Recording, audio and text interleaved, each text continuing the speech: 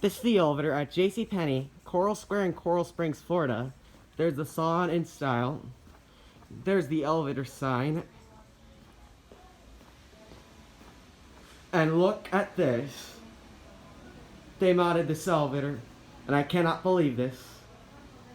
I'm gonna call this my elevator bathroom. But here's the store directory. This is a GAL elevator, which used to be Westinghouse. I cannot believe that this elevator was modded.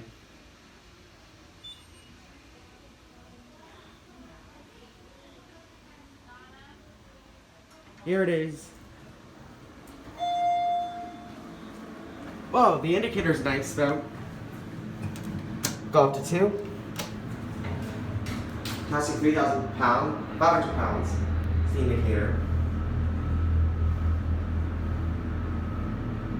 From the last time I came here, this elevator got a mod. This elevator was in terrible shape as a Westinghouse. This is not a really nice elevator. Go back down to 1.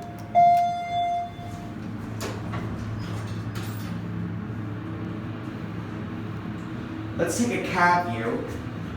Whoa! The mod was just like the one at Pembroke Lakes. Except that used to be a vector. Here at 1. And that's it.